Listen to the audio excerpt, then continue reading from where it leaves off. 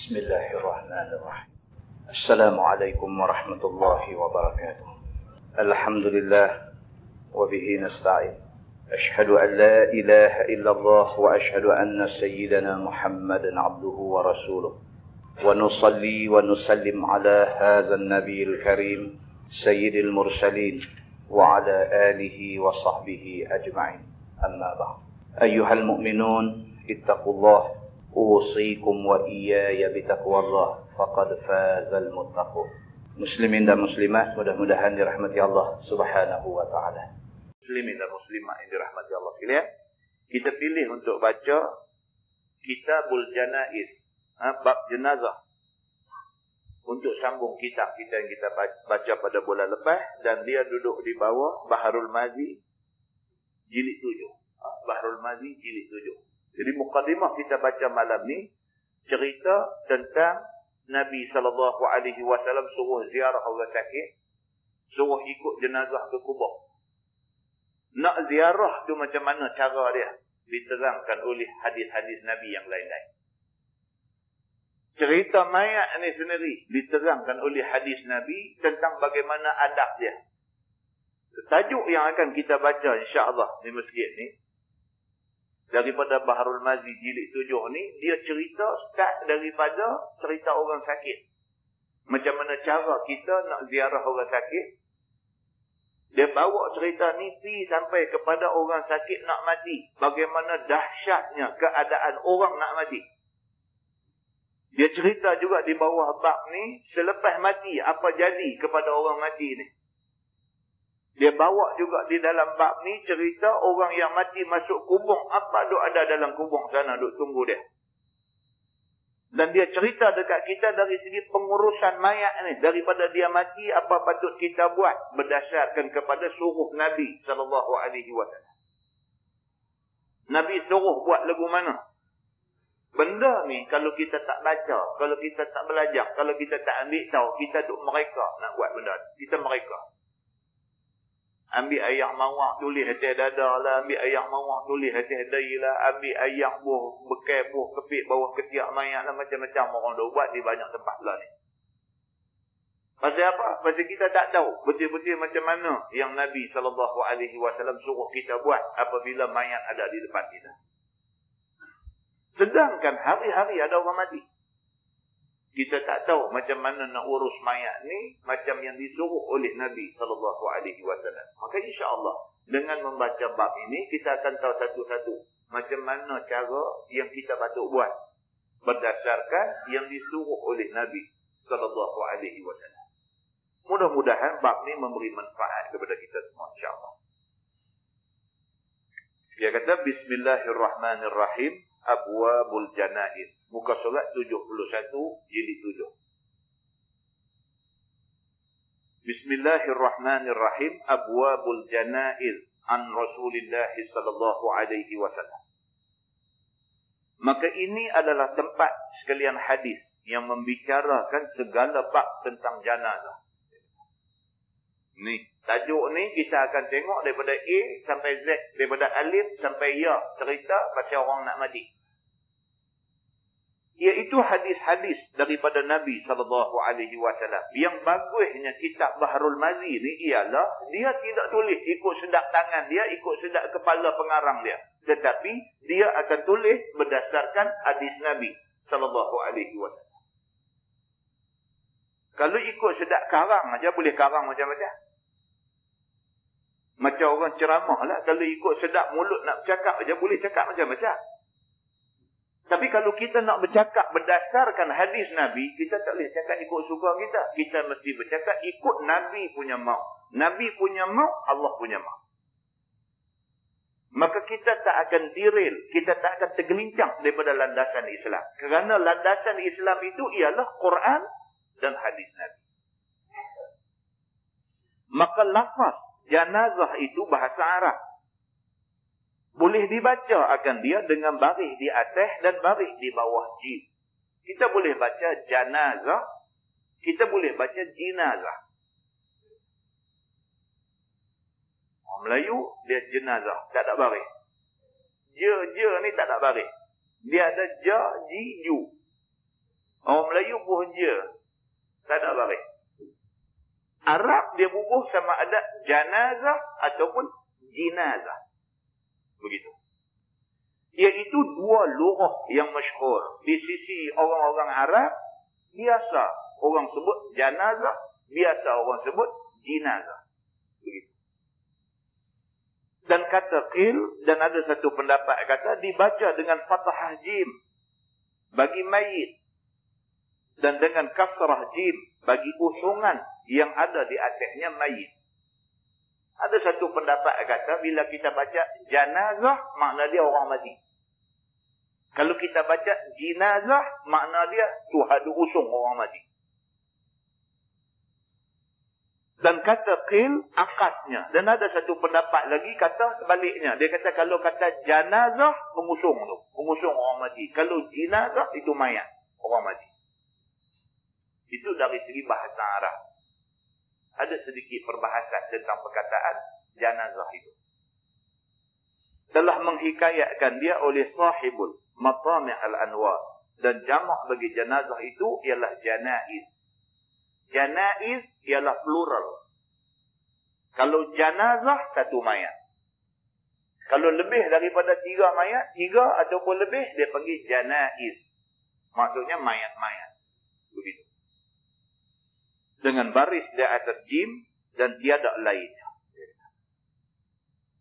Janazah mesti baca ja. Janazah. Tidak boleh baca janaiz. Tidak boleh baca jinaiz. Kena baca janaiz. Begitu. Baik. Bab. Maja'a fi thawabil marid. Bab yang mula. Dia kata bab yang datang ia pada menyatakan hadis yang menunjukkan atas dapat pahala orang yang sakit itu dengan sebab dia tanggung sakit. Ini tajuk hak mula. Tajuk hak mula dia nak beritahu dekat kita orang Islam ni sangat beruntung. Pasal apa? Pasal dengan kerana kita orang Islam, kalau sakit, kita sabar atas sakit tu, dapat pahala. Orang bukan Islam, sakit macam mana pun, walau sabar macam mana pun, tak dapat pahala. Tapi istimewa orang Islam ni, kalau Allah bagi dia sakit, dia sabar dengan sakit tu, dia dapat pahala. Sakit, tapi dapat pahala. Begitu. Ketahuilah saudaraku, seorang yang sakit itu, tiada menderita ia akan sakitnya, melainkan ada ia dapat pahala. Orang Islam, kalau sakit, kalau sabar, dapat pahala. Dan terlepas dia daripada dosa, bukan sahaja dia ni dapat pahala, bahkan dimansuhkan dosa dia. Kalau dia sabar.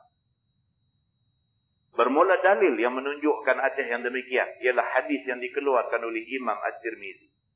Kata dia an Aisyah radhiyallahu anha qalat, qala Rasulullah sallallahu alaihi wasallam, la yusibul mu'min syawkatun fama fawqaha illa rafa'ahu Allahu biha darajatan wa hatta anhu biha khati'ah.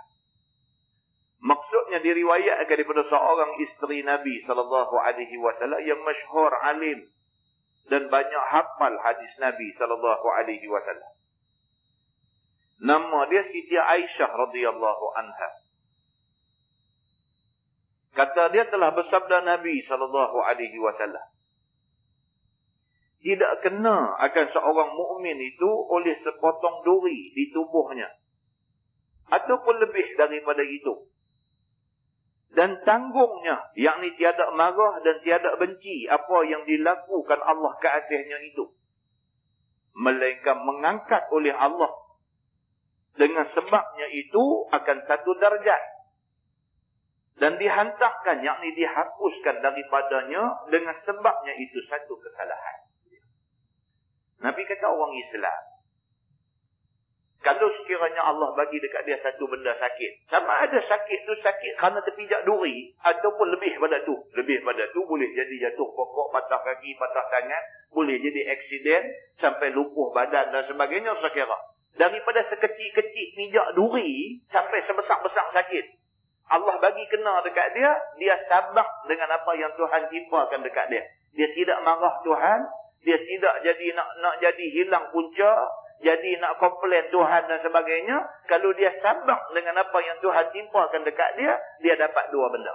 Yang pertama, Allah Subhanahu wa taala angkat darjat dia di sisi Allah. Dan yang kedua, Allah Subhanahu wa taala hapuskan satu dosa dia. Nabi kata macam tu.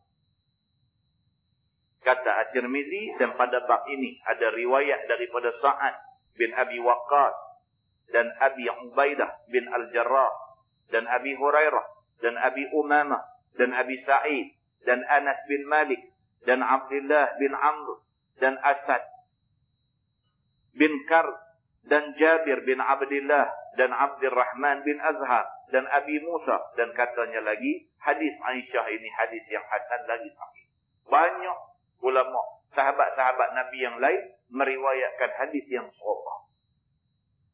Maknanya hadis ni cukup kuat.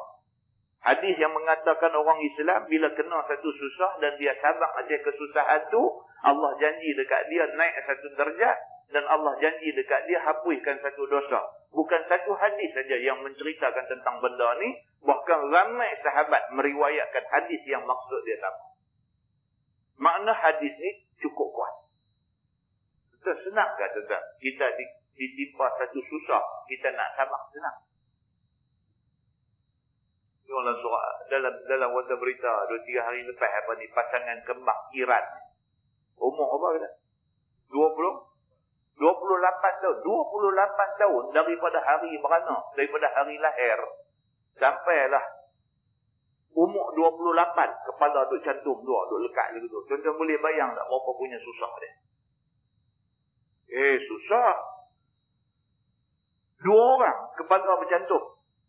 Kalau seorang senak perut, dua-dua kena masuk. Seorang senak perut, dua-dua orang kena masuk dalam tandas. Seorang nak tidur, seorang tak boleh tidur. Nak kena tolak ansur di antara 2 orang ni. Sama ada tidur ataupun tak tidur. Susah, tuan-tuan. Kalau dia sabar atas apa yang Allah timpakan kepada dia, tuan-tuan bayangkan 28 tahun dalam kesabaran ni, berapa banyak pahala Tuhan bagi kat dia, berapa tinggi darjat dia, berapa banyak dosa kesalahan dia yang diampunkan oleh Allah Subhanahu wa taala. Harian Metro 3 hari lepas kot. Satu datuk dan datin, suami isteri. Anak pergi mengaji di New Zealand. Accident terus koma. Daripada accident koma tu sampailah anak dia mati 18 tahun. Dia jaga anak dia yang koma. Sabar mak pak ni. Itu pun satu bentuk susah yang Allah bagi dekat dia. Satu bentuk musibah yang Allah bagi dekat dia. Alang-alang tak sabar, tuan-tuan tak boleh jaga. 18 tahun. Anak koma 18 tahun. Pak pula datuk. Datuk dengan datin. Dia sabar terima anak dia 18 tahun koma, tak sedar diri. Duk kena urus anak ni. Makan, minum nak kena bagi, duk drip ayak masuk-masuk, nak buang ayak, nak kena basuh dan sebagainya. 18 tahun. Bukan 18 hari. Bukan 18 bulan. Kesabaran itu Allah Subhanahu wa taala nilai dia dan Allah bagi ganjaran dekat dia. Muslimin dan muslimat yang dirahmati Allah sekalian. Masalah dia kata penyukaan yang besar bagi orang mukmin yang sakit. Wahai saudaraku, orang yang mukmin itu sentiasalah tak lepas daripada susah. Itu dia beritahu. Kalau kita memilih untuk jadi mukmin, untuk jadi orang yang beriman dengan Allah, kita akan kena susah. Kalau pilih untuk jadi orang Muslim dan orang mukmin zaman Nabi lagi susah. Zaman Nabi kalau memilih untuk jadi mukmin, akibatnya boleh jadi mati di dalam perang sabilillah. Allah ni pun kita memilih untuk jadi mukmin, ada susah nak mai kat kita. Ada benda yang akan jadi susah dekat kita. Maka dia kata memilih untuk jadi orang mukmin itu maka sentiasalah tak lepas daripada susah. Ada kalanya dengan sebab sakit dirinya. Ataupun sakit saudaranya. Ataupun sakit anak isterinya dan sebagainya. Dan ada kalanya susah dengan sebab kemalangan. Ataupun bencana yang jatuh menimpa ke atasnya. Dan ada kalanya duka cita. Apa-apa perkara yang luput, yang hilang daripadanya. Macam-macam. Ujian Tuhan ni dia main macam-macam. Kadang-kadang dia kata ujian ni dia main dalam bentuk dia sendiri tu sakit. Dia sendiri tu Allah uji dia sakit. Tak sah abang kata sakit kanser apa, kanser tulang ke apa, itu berat sangat. Sakit apa? Sakit pedih kulit saja cukup. Tak jadi kudih tak jadi, tapi dia pedih, dia jadi panas, dia jadi macam kulit kena koyak buang. Kena angin pun pedih, kena air pun pedih, tapi tak ada apa. Duk kulit macam biasa, tak ada aku kata luka kudih apa, tak ada, tapi pedih. Dia bagi yang tu cukup, tuan-tuan. Dia bagi yang tu cukup. Tuan-tuan cakap lebih-lebih lah. Tuan-tuan cakap ni macam keluar surat abang baru ni, kena kanser kulit. Sampai habis luruh, hidung luruh, telinga luruh, rambut semua luruh habis, kudih, terkoyak kulit kepala nampak habis, terpurung dan sebagainya. Nak boleh ke mati tu berapa tahun tu. Jadi macam tu dah teruk dah tu. Tak, dia tak usah bagi macam tu. Allah bagi dekat kita pedih aja. Pedih cukup. Duk biasa-biasa ni buka kipas, kena angin pun pedih. Pakai baju pun pedih. Ambil air semayang pun pedih. Nak mandi pun pedih. Cukup tuan-tuan. Tengok kulit biasa. Pergi dekat doktor pakar mana pun cek semua kata okey. Tapi kita yang tahu betapa pedihnya kulit kita. Allah bagi yang tu cukup. Ada manusia yang Allah Subhanahu Wa Taala bagi macam tu. Bagi ujian dalam bentuk sakit diri dia. Diri itu sendiri sakit. Ataupun Allah uji dia dalam bentuk saudara dia, ataupun anak dia, atau isteri dia, atau mak dia, atau bapa dia sakit. Dia nak kena duk kelola jaga. Dia sihat, alhamdulillah sihat, elok tak ada apa. Tapi orang yang rapat dengan dia sakit. Nampak macam mana? Daripada duk kerja, elok kena berhenti kerja kerana nak jaga ni. Pasal apa? Depan mata anak sakit macam mana ke punya, tak boleh tinggal, nak kena ada orang jaga dia. 20 tahun kena duk jaga dia ni. Mati pun tidak, sihat pun tidak. Duk sakit sedia macam tu. Allah uji dia macam tu pula. Dia sihat, tapi Allah bagi orang yang rapat dengan dia sakit. Sehingga kan dia diuji. Nak tengok kesabaran dia. Benda ni tuan-tuan, kita lama hidup, banyak benda kita tengok. Lama kita hidup, banyak benda kita tengok. Dan cukup, kalau nak kira bagi pengajaran ni, cukup dah dekat kita. Dan ada kalanya Allah uji susah dengan sebab kemalangan ataupun bencana yang jatuh menimpa ke atasnya. Allah uji dalam bentuk kemalangan. Malang tuan-tuan, tak boleh cakap malang ni. Tak mesti kemalangan ni bawa kereta atas highway, pergi accident, jadi macam-macam mana kemalangan. Tak, duduk di rumah boleh jadi kemalangan. Kemalangan ni, malang ni bukan atas jalan raya saja. Malang ni bukan nanti naik kapal terbang saja. Malang ni bukan nanti duduk atas kereta api saja. Malang ni duduk di rumah elok-elok tu boleh jadi malang. Duduk tak duduk, alang, reput, jatuh, pam, timpa atas belakang. Boleh jadi, tuan-tuan.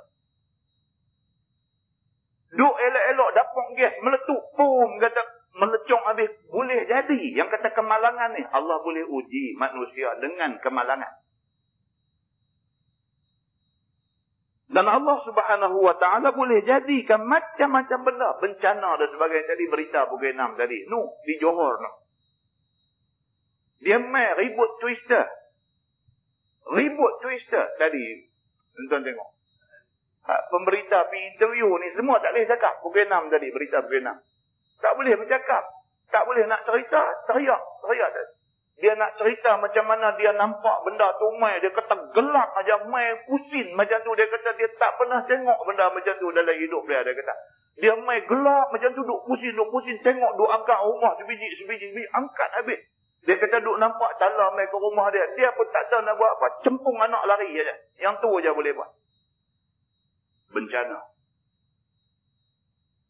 Air Allah boleh bagi jadi bencana, api Allah boleh bagi bencana, angin Allah boleh bagi jadi bencana, macam-macam benda yang selama ni kita boleh terima nikmat daripada dia, boleh berubah jadi bencana. Allah Subhanahu Wa Taala Tuhan Maha Kuasa, tuan-tuan, macam-macam benda dia boleh buat. Dan ada kalanya Duka cita apa-apa perkara yang luput daripadanya. Kadang-kadang Allah uji dia. Allah tak uji dia dengan sakit. Allah tak uji orang yang keliling dia sakit. Allah tidak uji dia dalam bentuk kena kemalangan dan sebagainya. Allah tidak uji dia dengan bencana. Tapi Allah uji dia dalam bentuk nikmat hak dia duk rasa selama ni luput, hilang daripada dia.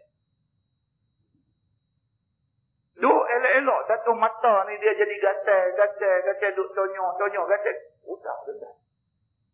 Tuhan boleh buat. Duk elok-elok bukan kata jadi kudir dalam mata. Tak ada apa. Mata duk elok macam biasa. Dia duk gatal, duk tonyok. Satu hari. Bangkit, tidur, celek, gelap. Allah hilangkan. Allah luputkan nikmat yang selama ni dia duk rasa. Allah boleh buat. Ataupun duka citakan barang yang menimpa ke atasnya. Ataupun susah hati dengan berbagai-bagai. Allah boleh buat main dalam bentuk apa? Dia bagi kita ni tak duduk jadi resah. Jadi gelisah. Jadi risau tak tentu punca. Yang dia sendiri tak tahu dia risau apa. Tapi risau. Duduk dalam rumah risau. Keluar duduk rumah risau. Tak tahu dia sendiri pun. Anak dia tanya dia, ayah risau apa? Dia kata tak tahu, aku rasa risau. Dia tak tahu dia risau apa, tapi dia risau. Tuhan boleh buat, tuan-tuan. Ada pun dah orang yang kena macam tu. Dia risau. Dia tak ada pasal apa. Katalah, duk susah hati. Apa anak-anak semua. Tak ada masalah apa. Dia risau. Yang dia sendiri tak boleh nak habang apa benda yang merisaukan dia. Tapi yang dia tahu, dia risau. Perkataan tu pun bunyi nak macam pisau. Risau ni, gerun dengar. Jangan. Dalam dunia kita duk ni, bumi hak kita duk pijak ni, dalam dunia kita duk hidup ni, 1001 benda duk ada. Kita tahu atau kita tak tahu. Maka tiada seorang mukmin yang lepas daripada susah dan sakitnya itu. Manusia ni, dia kata yang kata manusia ni, tak ada seorang manusia tak ada masalah. Tak ada. Mesti ada masalah. Cuma teruk ataupun tak teruk saja.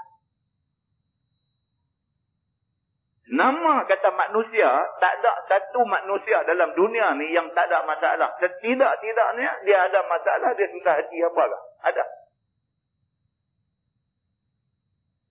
Ini dia nak beritahu. Dia kata, tetapi dengan hadis dalam masalah itu, maka jadilah ia penyuka yang besar pula bagi orang yang mukmin yang sakit itu. Kerana apabila kena tikam duri sahaja, sudah mendapat pahala dan terhapus satu dosa. Cuma bagus kita orang Islam ni, bagus kita satu. Bila kita kena apa-apa masalah, kita sabar, dapat pahala. Dan satu dosa, Tuhan mansuhkan. Bagus kita tahu. Masalah, siapa pun ada masalah. Cuma bagus orang Islam ni, bila dia ditimpa masalah, dia sabar dengan masalah yang menimpa dia. Dapat pahala ke dia. Maka betapa besar pahala apabila kena susah dan bala dan sakit lebih daripada itu. Lagi besar masalah, lagi besar sakit yang Tuhan bagi kena kat kita, lagi sabar kita, lagi besar pahala. Gitu. Masalah. Dia kata sakit dan bala dan bencana itu menghapuskan dosa. Wahai saudaraku, dengan hadis dalam masalah itu menunjukkan dan menjadikan dalil atas orang yang sakit itu dapat pahala dan hapus dosa. Kerana sakit atau kerana bala yang turun ke atasnya atau kerana susah hatinya. Dan jika sedikit susah dan payah dan sakit yang ditanggung itu sekalipun. Daripada hadis di atas, faham dah kita bahawa orang Islam apabila ditimpa susah, sama ada sikit ataupun banyak, kalau sabar dapat pahala. Jelas daripada hadis yang kita baca tadi. Janji Nabi macam tu. Kata Imam Nawawi rahimahullahu ta'ala di dalam syarah Muslim. Maka inilah yang sahih yang dikatakan oleh jumhur ulama atasnya. Dan telah dihikayatkan oleh Al-Qadhi Iyad daripada setengah ulama. Bahwasanya sakit dan bala itu mengkafarah ia akan sekalian dosa sahaja. Jumhur ulama sepakat di atas hadis tadi. Bahawa bukan sahaja dapat pahala, bahkan dosa pun Tuhan akan mansuhkan. Tuhan akan kifaratkan dosa dia. Dan tiada mengangkat dia akan derajat dan tiada dituliskan akan hasanah. Ada pula satu pendapat mengatakan hanya kifarat dosa tetapi tidak diangkat derajat. Dan katanya ada diriwayatkan seumpamanya daripada Ibni Mas'ud. Katanya sakit tiada ditulis akan dia pahala tetapi mengkifarat dengan dia akan kesalahan sahaja. Ini perbezaan pendapat di kalangan ulama. Ada kata pahala dapat, dosa tak kifarat. Ada kata dosa kifarat, pahala tak dapat dan sebagainya. Tapi jumhur ulama kata pahala pun dapat, dosa pun dikifaratkan. Begitu. Tuan-tuan tengok bawah tu. Masalah kepenatan dan duka cita itu menghapuskan dosa. Wahai saudaraku, sudah diterangkan di atas tadi. Hadis yang menunjukkan sakit dan bala itu mengkifaratkan dosa. Dan akan mengangkat derajat manusia. Maka sudah juga diterangkan susah dan payah dan sakit itu semuanya mengkifaratkan dosa. Bermula dalil dikeluarkan oleh Imam At-Tirmizi. Lagi satu hadisnya, kata dia an Abi Sa'id Al-Khudri radhiyallahu anhu qala qala Rasulullah sallallahu alaihi wasallam ma min syai'in yusibul mu'min min nasabin wala hazanin wala wasabin hatta alhamma illa yukaffirullahu bihi anhu sayyi'ati. Diriwayatkan daripada seorang sahabat Nabi sallallahu alaihi wasallam yang sangat hampir dengan Nabi. Nama dia Abu Sa'id Al-Khudri radhiyallahu anhu. Kata dia Nabi sallallahu alaihi wasallam bersabda, tiada apa satu yang mengenai orang mukmin itu daripada penat dan lelah dan duka cita dan sakit sehingga susah hati yang menyusahkan akan dia, melainkan dikifaratkan Allah dengan dia daripadanya akan sekalian kesalahannya. Kata At-Tirmizi, ini hadis hasan pada ini, Pak. Satu lagi hadis mai, dia kata penat pun, kalau sekiranya kita penat buat kerja pun, kita sabar dengan penat tu, Allah mengkifaratkan dosa kita. Penat buat kerja, siapa yang kerja tak penat? Kerja apa pun penat. Kita penat buat kerja tu, kita sabar. Pasal apa? Aku kerja ni, pasal aku ketua keluarga, aku bertanggungjawab untuk cari nafkah, nak bagi makan anak isteri aku. Penat ni kita terima, penat ni sebagai satu daripada tanggungjawab kita. Kita reda dengan penat kerja ni. Allah kifaratkan dosa kita.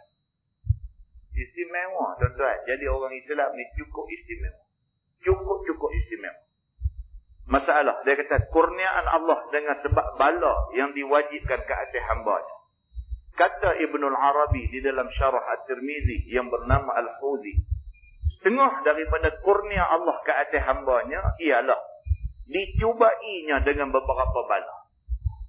Di antara anugerah Allah dekat kita ialah Allah bagi bala, ujian. Anugerah sebenarnya.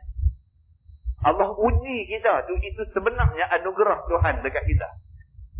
Dan dibalasnya ke atasnya dengan pahala. Kita, kalau kita sabar, kita dapat pahala. Maka ujian itu satu anugerah. Tuan-tuan, kita kalau tak kena susah, tak apa ingat kat Tuhan. Kita bayangkan sebulan kita hidup tak ada kena susah apa. Lupa kita dekat Tuhan. Tapi kalau selang sehari Tuhan duk bagi masalah dekat kita, bila masalah kita teringat dekat Tuhan. Bila masalah kita teringat dekat Tuhan. Bagus. Masalah tu sebenarnya anugerah Allah dekat kita. Begitu. Tetapi syaratnya jangan ada marah daripada orang yang kena bala itu. Syarat dia kena sabar. Bila kena uji nak marah, itu tak boleh. Dia kata.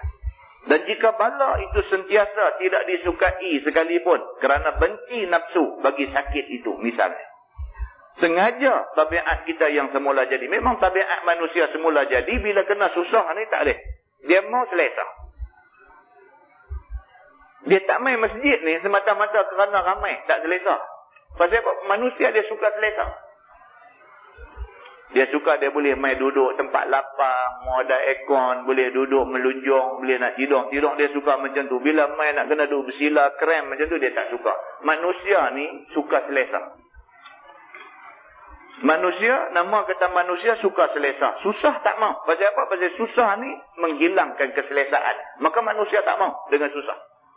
Tapi mana-mana manusia yang diuji dengan ketidakselesaan dan dia boleh sabar, pahala dia besar di sisi Allah. Begitu. Tetapi jangan disebut dengan lidah, melainkan baik saja. Kita kalau kena macam mana susah pun, tak usah sebut di lidah kita. Kita terima apa yang Tuhan bagi ni baik untuk kita. Sebab orang pergi Mekah, kadang-kadang dia jadi tak sabar. Pasal pergi Mekah duduk sebilik sampai 8 orang. Kita biasa duduk di rumah kita ni, sebilik kita dengan bini kita aja 2 orang, bilik pun besar selesa. Kita duduk biasa selesa. Kata pergi Mekah, nak duduk sebulan aja, nak duduk 35 hari aja, nak duduk sebilik 8 orang ni 35 hari aja. Ada orang tak boleh tahan. Nak jadi pasal, nak berkelahi dengan kawan sebilik, nak jadi masalah dengan kawan tu. Sebab apa? Sebab dia rasa dia tak boleh duduk dalam suasana tak selesa itu. Sesekali tuan-tuan, kita kena ajak diri kita tidak selesa. Sesekali kena ajak begitu. Dia kata setengah orang apabila turun ke atasnya sakit, ataupun turun ke atasnya kerugian, ataupun kebinasaan akan sesuatu yang disayangnya, ataupun penat lelah ia dengan sebab sesuatu atau sebagainya, maka datanglah rampusnya dan marahnya. Dia main perongai. Ada setengah manusia, dia kata Allah uji dia dengan sakit, dia main perongai. Dia main perongai. Allah test dia bagi demam sikit je, perongai lah. Bini tak boleh jaga dah di rumah. Dia abang kat bini dia kata, hang buat bubuk kanji sikit, aku tak lalu makan nasi hari ni. Bini tak dan lah pasal nasi masak dah, lauk semua dah masak dah, nak buat bubuk kanji pula. Bini dia kata tak apalah makan nasi dulu, sekali petang saya buat bubuk kanji. Tembi pinggan jatuh berang, jatuh atas lantai. Perongai dah, baru demam sehari je dah. Perongai dah. Ada orang macam tu. Ada orang macam tu ada. Perongai. Baru uji sakit sikit aja, dia main perongai tu dia main. Aku katakan, yang hampir perang, tepih pergi jatuh, bercabang kat atas lantai tu. Tak makan, masuk pergi kunci bilik duduk dalam. Dia main dah. Dia kata di sini, setengah orang, dia kata apabila turun ke atasnya sakit sikit, ataupun rogi sikit, binasa, rosak apa ke sikit benda yang dia sayang, ataupun uji dia dengan penat lelah sikit dan sebagainya, maka datanglah rampusnya, perongai dia main dan marah dia. Dia main dah. Perongai main, marah pun main. Ada orang macam tu. Dia kata, maka tiadalah ia mau sabar dengan baiknya. Dia tak boleh dah sabar benda. Bila demam sikit, doktor pula pesan pula jangan duk mandi air sejuk, mandi air suap. Dia pun abang kat bini dia, hang cerang air. Kita tak ada rumah, hang cerang air. Dia kata, aku doktor kata tak boleh mandi air sejuk.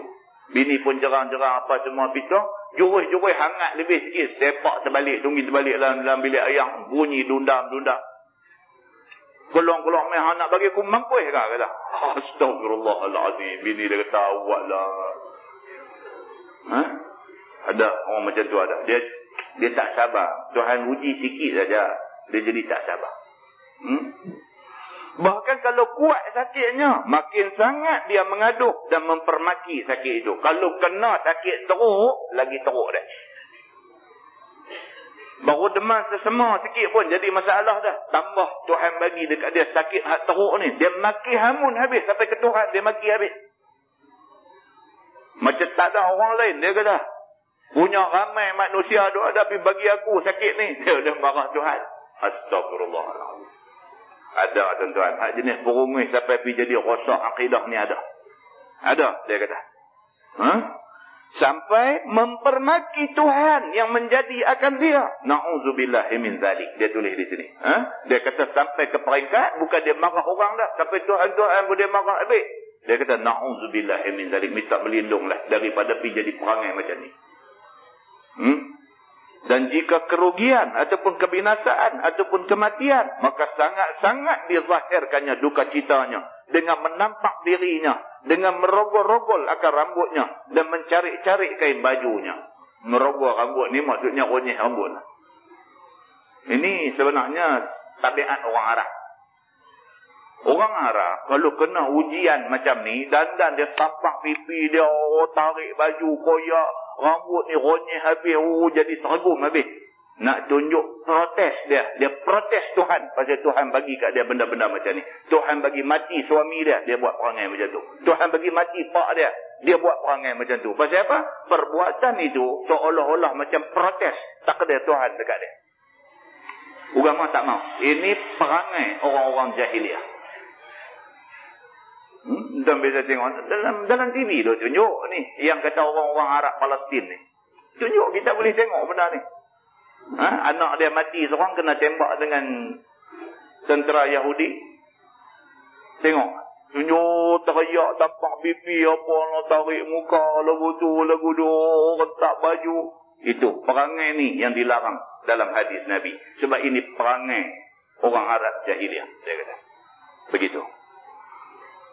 Dia kata, dan menconteng-conteng mukanya, dan merata-rata, dan berbanyak-banyak cakap, apa yang mendatangkan sayu dan rayu.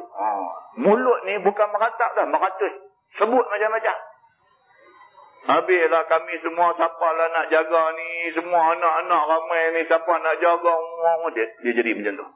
Dia meratus. Kerana satu ujian Tuhan bagi kat dia, suami dia mati. Misalnya. Dan ada juga terkadang-kadang sampai membunuh diri. Ni lagi teruk. Tuhan bagi dia satu ujian, satu test, dia fail. Dia duduk nampak jambatan Pulau Pinang.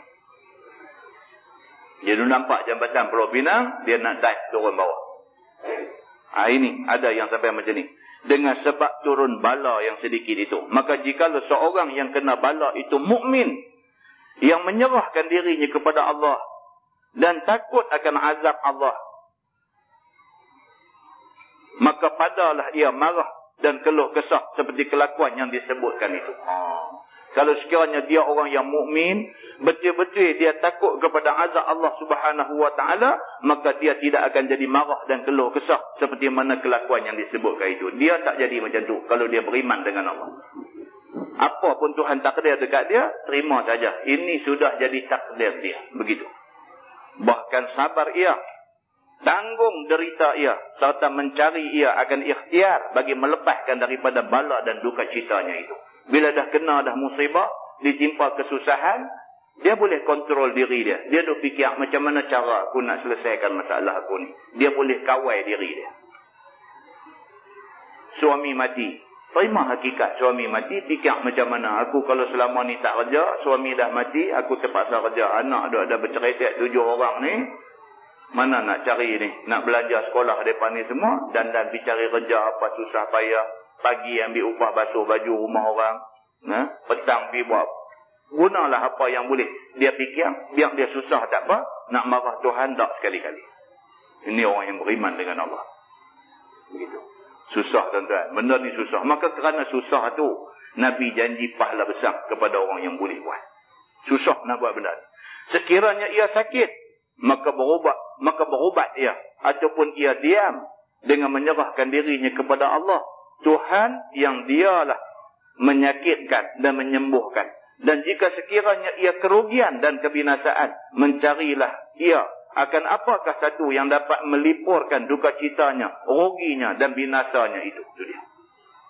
Kalau sekiranya Allah Subhanahu wa taala uji dia dengan sakit, dia usaha ikhtiar berubat dan sebagainya.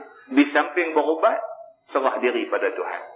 Aku dah berusaha berubat dan sebagainya, selebihnya aku bertawakal kepada Allah. Dia terima semua. Tuhan dah takdir aku sakit macam ni. Dan sakit macam ni bukan aku seorang. Berapa ramai orang ada dalam dunia ni yang sakit macam ni. Terima, reda. Usaha ikhtiar dekat mana yang boleh, selebihnya serah dekat Tuhan. Kalau Tuhan nak baik, baik itu baik untuk dia, maka biarlah dia baik. Kalau Allah nak dia habis humuk dengan sakit ni, dan habis humuk tu baik untuk dia, dia reda untuk nak terima ketentuan Tuhan. Ni orang yang beriman, dia kata. Dan membanyak-banyakkan sembahyangkah dia, ataupun membanyak-banyakkan menghadap orang mengajikah ia, atau membanyak-banyakkan baca Quran dengan tafahum dan tadaburkah ia, ataupun banyak membaca hadis Nabi dan hikayat orang-orang yang salihin dan sebagainya. Dia pandailah cari macam mana cara nak mengubat hati dia. Ada orang dia ubat hati dia dengan banyak baca Quran. Masalah dah menimpa dia, dia pun tak upaya buat apa dah. Usaha yang selebihnya semayang minta dekat Tuhan tolong dia, selebihnya dia baca Quran banyak-banyak supaya Quran ni boleh jadi ubat kepada duka cita dia dan sebagainya. Kadang-kadang dia buka buku-buku agama, baca, tengok macam mana orang-orang yang beriman dulu diuji macam mana dan sebagainya. Kadang-kadang dia pergi duduk dengar orang mengajar, orang mengaji dan sebagainya. Satu dua pengajaran dia boleh dapat dan sebagainya. Ini cara orang yang beriman selesaikan masalah dia. Orang tak beriman, tuan-tuan, bila kena masalah cari botol. Tuan-tuan, ramai lagi orang Islam duk minum lah ni. Cari botol.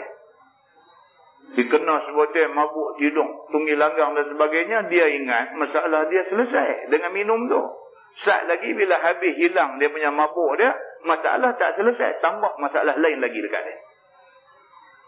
Dalam pada duk mabuk tu apa dia pergi buat dia tak tahu. Bila dia sedang daripada mabuk dia, lagi masalah lain tambah mai. Pasal apa? Pasal masa mabuk tadi dia pergi buat 2-3 benda salah lagi. Tambah lagi masalah sakit kepala dia. Tapi ada orang Islam, ada yang nak selesai masalah dia cara pergi cari ayam botol.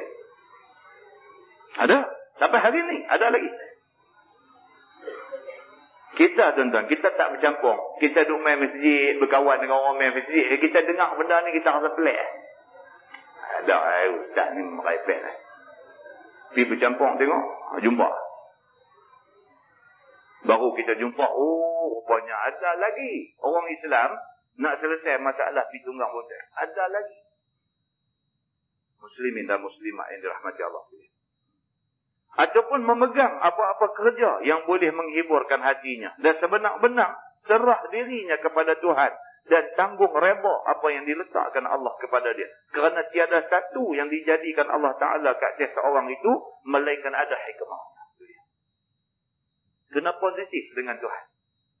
Kira Tuhan bagi apa pun, Tuhan takdir apa pun dekat kita, ada hikmah di sebalik ni. Tak ada kerja. Pergi interview. Nak minta kerja. Pergi interview tak dapat. Ingat dalam hati satu. Ada hikmah di sebalik tak dapat. Ada. Mungkin Tuhan duk tahu ada satu kerja lagi baik nak bagi kat kita.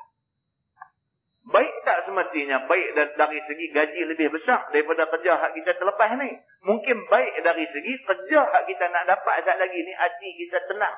Berbanding dengan kerja ni kalau dapat hati kita susah. Kerja ni pun macam-macam. Ada kerja yang hati jadi serabut. Ada kerja hati jadi tenang. Kita tak dapat kerja ni, kita duk ingat rugi dah. Kita dapat satu kerja lain, gaji lagi kurang daripada kerja hak terlepas mula ni. Kita duk baca rugi dah. Bila kerja tak rugi. Dia dapat lebih baik lagi. Apa dia? Ketenangan hati. Maka hak ni lebih baik lagi. Inilah yang dikatakan hikmah. Bila kita tak dapat satu benda, ada hikmah. Di sebalik tak dapat. Gitu. Maka orang yang sabar itulah dapat pahala dan dapat darjah yang tinggi dan hapus kesalahan daripada Allah pada waktu turun balanya itu. Dan cubaan dan ujiannya seperti dia adalah hadis yang kita baca tadi. Masalah dia kata. Kifaratkah kesalahan itu? Kifaratkan kesalahan itu bagaimana keterangan? Yang kata Tuhan kifaratkan dosa itu macam mana? Kata Ibnul Arabi rahimahullahu ta'ala, apabila sakit dan seumpamanya itu mengkifaratkan kesalahan, maka hanya sahaja ia mengkifaratkan setengah. Dan iaitu 1/10 daripada kesalahan. Kerana bahawasanya 1 daripada bala itu dibilangkan dia 10. Maka ialah asalnya 1 bagi 1. Dan dia dengan hukum ganda dengan ganda. Dia kata, alhamdulillah orang yang ditimpa dengan susah. Tuhan mengkifaratkan dosa, bukan maksudnya semua dosa yang kita buat semua dah cancel dah. Tak. Tuhan mengkifaratkan 1/10 daripada dosa-dosa kecil kita. Bukan dosa besar. Itu. Nah, wallahu a'lam. Lepas ni kita masuk bab ma jaa fi iyadatil marid. Iaitu bab yang datang pada menyatakan ziarah orang sakit. Lepas ni baru dia masuk tajuk putih. Ni hak mula ni dia baru bagi warm-up saja. Dia bagi warm-up saja. Bagi kita ni nak masuk tajuk tentang jenazah ni, dia bagi warm-up dulu. Dia nak abang dulu, kata sakit ni sebenarnya bukan bermakna Tuhan benci kita. Dia nak abang yang tu. Dia nak abang dekat kita, kata sakit ni sebenar-benarnya adalah kasih Tuhan pada kita. Itu kita pernah cerita banyak kali dulu bagaimana orang yang rapat dengan Allah satu masa dulu, yang disebut awliya Allah. Orang yang rapat dengan Allah dulu, dia jatuh tangga. Duk bergolin, jatuh tangga, duk sakit tu, mulut duk sebut Alhamdulillah. Alhamdulillah, Alhamdulillah. Sampai atas lantai, dia menangis. Bila orang pergi tanya, dia apa ni? Masa tengah duk golin jatuh tadi, masa duk sakit tu, kamu duk puji Allah, duk syukur dekat Allah, Alhamdulillah. Bila dah habis, dah golin sampai di bawah, kamu baru menangis. Pasal apa? Dia kata apa? Masa dia duk bergolin jatuh, masa sakit tu, hati dia cukup dekat dengan Allah, dia kata. Bila habis sakit ni, dia menangis, dia takut. Dia lupa kepada Allah. Dia kata. Ada orang macam tu.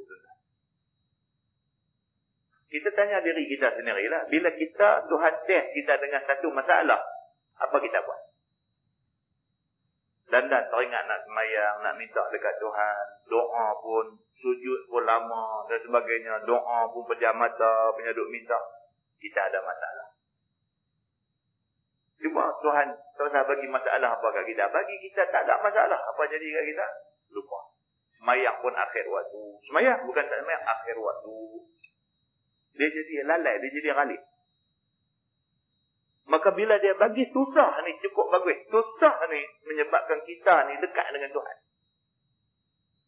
Orang yang kita sayang, Allah uji dia. Bagi sakit apa ke depan mata kita. Kita pergi duduk tengok dia merana, menderita sakit ni. Duduk mengerang sakit ni. Kita macam mana tuan-tuan? Dia sakit. Berat mata kita memandang. Berat lagi dia duduk tanggung sakit tu. Mata kita duduk pandang berat ni pun kita tak tahu dah nak buat apa. Pegang tang ni tak kena, pegang tang tu tak kena. Nak buat macam mana tak kena. Bawa pergi hospital kita, bawa pergi dah duit kita dah habis, dah belajar untuk dia balik mai duduk sakit macam. Kita ingat apa tuan? Kita ingat Allah. Jaga-jaga juga semayang. Semayang malam-malam bangkit semayang tahajud, minta dekat Tuhan. Minta, ya Allah, kata ni mak aku ni, ya Allah, ni ayah aku ni, ya Allah, ni anak aku ni, ya Allah ni. Minta lah ya Allah. Kalau tak bagi baik pun, minta ringankan derita dia. Minta dekat Tuhan. Mata pejam dan boleh duk minta ni ayah mata dia meleleh keluar. Hati kita dekat dengan Tuhan. Dekat dengan Tuhan. Tapi kalau Tuhan tak bagi apa pun masalah kat kita, kita jadi guna. Semayang malam pun tak bagi. Semayang pun nak cepat habis. Dia jadi macam tu. Pasal apa? Pasal kita tak ada kepentingan dengan Tuhan. Kita rasa kita tak ada kepentingan dengan Tuhan. Bila kita ada kepentingan dengan Tuhan, kita nak Tuhan makbulkan doa kita. Kita nak hajat kita terlaksana. Bila kita ada hajat dengan Tuhan, kita ada hal dengan Tuhan, masa tu kita dekat dengan Tuhan. Kita sama-sama manusia pun ada hal baik. Ada hal kita baik. Orang duk kerja ni, ada bos, ada majikan, ada ketua. Punya duk jaga bos dia, jaga majikan dia, jaga ketua dia. Pasal apa? Pasal ada hal. Sampai tuan nak pergi mana? Apa, tak apa tuan, saya cari bagi. Tak apa tuan, yang ni saya boleh bagi. Pasal apa? Pasal ada hal. Dia tukar pergi jadi ketua orang lain, tak jadi ketua kita. Tak ada hal lah dengan dia. Dia jumpa kita, dia kata ni boleh tolong cari kat saya. Ada terian apa yang biasa bagi kat saya. Kita kata tak ada kedai tu pun ketua. Kita tak ada hal dengan dia. Dulu kita ada hal dengan dia. Dia bos kita. Dia boleh duk recommend kita apa lagu tu, lagu ni. Dia sebut nak makan terian. Kita pergi cari hantar satu van. Dia kata. Pasal apa? Pasal kita ada hal dengan dia. Dia tukar pergi jabatan lain. Dia faham selamat jalan lah. Jumpa buat kat tangan aku. Jauh mujur kat tangan aku. Tidak, tak ada langsung. Alhamdulillah lah. Aku tak ada hal dengan manusia apa kita lagu tu? Dengan Tuhan. Dengan Tuhan. Kalau Tuhan bagi kita semua senang, sentosa, selesa, RM2 banyak, sehat, walafiat, tak ada masalah apa. Mayang pun akhir waktu. Doa pun tak ada dah. Habis. Assalamualaikum warahmatullahi wabarakatuh. Habis jadah lepak keluar pergi tu. Semayang dia pun takut untuk neraka aja. Kalau tak habis tu. Tapi kalau kita ada hal dengan Tuhan, ada benda yang duk jadi hajat kat kita, yang kita rasa Allah saja boleh bagi kat kita benda ni. Duk tunggu masuk waktu ya kira nak semayang. Lepas semayang pun satu macam yang baca Quran lagi, doa pun khusyuk hati dan sebagainya. Ada hal dengan Tuhan. Begitu sebab dia kata apa hal pun kalau Tuhan bagi mai kat kita, dia ada hikmah dia. Dia ada hikmahnya. Baik juga Tuhan bagi kat kita masalah sekali-sekala ni. Baik juga Tuhan bagi kat kita. Kita boleh dekat dengan dia. Tajuk ni, wamak saja.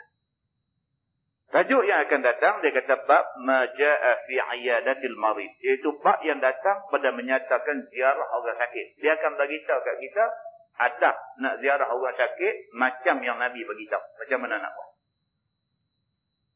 Sampai di rumah dia apa patut kita buat. Kalau nak doa, apa doa kita patut baca dan sebagainya. Itu adab ziarah orang sakit. Patut duduk lama ke, patut pisat saja ke, patut tidur interview dia sampai dia 3 suku nyawa penat ke. Apa patut kita buat bila kita ziarah orang sakit. Ada orang dia pergi buat ramah kat tu punca buat. Kawan tu baru bypass jantung, buka apa semua macam tu, baru keluar daripada ICU apa. Baru keluar 2 hari aja. Nak jelek, pelupuk mata pun lambat. Tidur interview tak berhenti pula. Sakit tak? Tak masa operate tu rasa aku mana? Duduk tanya aku. Nak kena baca lah. Nabi nanti beritahu macam mana adab kita bila jumpa orang macam ni. Kemudian dia akan tengok bab ma jaa fil nahyi 'anit tamanni lil maut.